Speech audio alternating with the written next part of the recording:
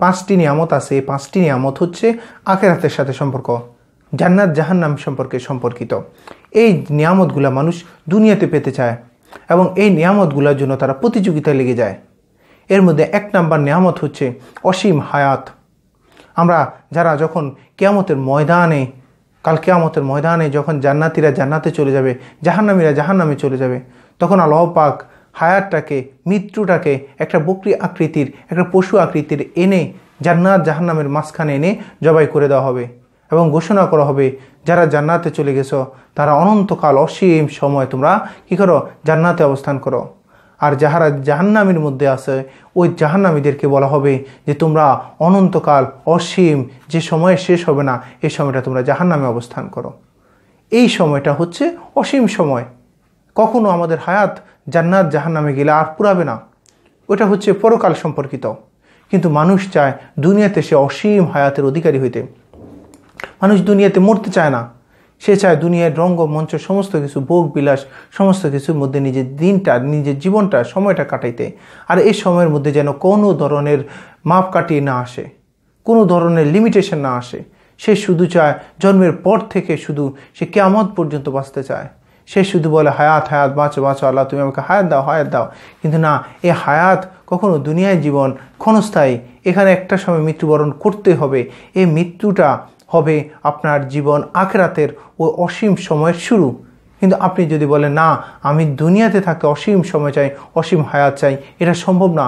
এই নিয়ামতটা হচ্ছে স্পেসিফিক, শুধু আখিরাতের সাথে সম্পর্কিত। এই জন্য এই হায়াত তো একদিন পুরিয়ে যাবে। এই হায়াত দুনিয়াতে অসীম হায়াত কেউ পাবে না।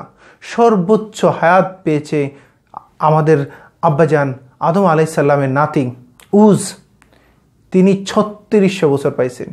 এরপরেও তিনি দুনিয়া থেকে চলে গেছেন।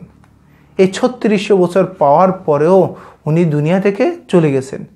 সর্বোচ্চ সময় ছিল 3600 বছর, এরপর চলে যাইতে হবে, এরপর চলে গেছেন। ঠিক তেমনি আমি অসীম হায়াত দিয়ে করবোটা কি?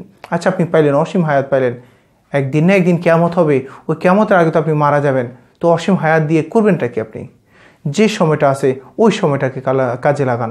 60 বছর, 70 বছর, 100 বছর, 200 বছর, 500 বছর, যত বছর পান। কিন্তু আপনি যদি 100 বছর পাইলেন, 1000 বছর পাইলেন, 10,000 বছর পাইলেন, এই সময়টা আপনি কোনো কাজেই লাগাইলেন না, আখিরাতের কোনো কামাই করলেন না, এই হায়াত আপনার 2টা পয়সার মূল্য আসবে না। কিন্তু আপনি অল্প পায়ে হায়াত পাইছেন 70 বছর, 80 বছর, 60 বছর। রাসূল সাল্লাল্লাহু আলাইহি সাল্লাম বলে আমার উম্মতের গড় বয়স হবে 60 থেকে 65-র মধ্যে, 63-65-র মধ্যে এই গড় বয়স। তাহলে দেখেন, আপনি যদি 60 থেকে আপনি 65 এই সময়ের মধ্যে আপনি যদি সময় পান, এই সময়টাকে যদি কাজে লাগান, এই সময় একটা সময় আপনি 10 বছর পর থেকে যদি আপনি শবে কদর পেয়ে যান, প্রত্যেকটা শবে কদর আপনি ধরেন 40টা 50টা শবে কদর পেয়ে গেছেন, আপনার আমল নামায় প্রত্যেক রাত্রের জন্য 50টা, একটার জন্য আপনি 84 বছর প্রায় আপনি সময় পেয়ে যাচ্ছেন। তাহলে আপনার এবাদতের সময় হয়ে যাচ্ছে, এবাদত করে ফেলতেছেন, একটা রাত এবাদত প্রায় 84 বছরের মতো আপনি এবাদত করে ফেলতেছেন। তাহলে দেখেন, আপনি যদি 50টা 40টা শবে কদর পেয়ে যান, কত নেক আমল, কত এবাদত আপনি অসীম হায়াত দিয়ে করবেনটাকে। এই জন্য অসীম হায়াতের দরকার নাই, হায়াত যতটুকু হয় ওটা যেন নেক হায়াত হয়, এই জন্য আল্লাহর কাছে চাইবেন। অসীম হায়াত চাওয়ার দরকার নাই। অসীম হায়াত উজো চাইছে, উজো পাইছে, কিন্তু লাভ কি হয়েছে? লাভের দিক থেকে আমরা চিন্তা করব। আমরা সর্ব অবস্থায় যে হায়াত, আল্লাহকে সবসময় বলবো, আল্লাহ যে কয়দিন তুমি দুনিয়াতে রাখো, সুস্থ হায়াত, নেক হায়াত দিয়ে তুমি আমাকে দুনিয়াতে রাখো। মৃত্যু পর্যন্ত যেন নিজের শক্তি, আল্লাহ তোমার পক্ষ থেকে যে শক্তি আমার জন্য বরাদ্দ, ওই শক্তি দিয়ে হাঁটা চলাফেরা করে আমরা মৃত্যুবরণ করতে পারি। মৃত্যুর সময় যেন সেজদারত অবস্থায় মৃত্যুবরণ করতে পারি। মৃত্যুর সময় নামাজের যেন মৃত্যুবরণ করতে পারি। মসজিদে গিয়ে মৃত্যুবরণ করতে পারি।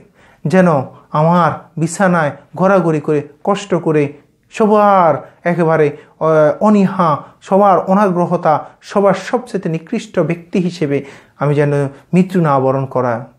অসীম হায়াত পাইলেন, কিন্তু আপনি একেবারে শিয়াল কুকুরের মতো মৃত্যুবরণ করলেন, তাহলে এই হায়াত দিতে লাভ নেই।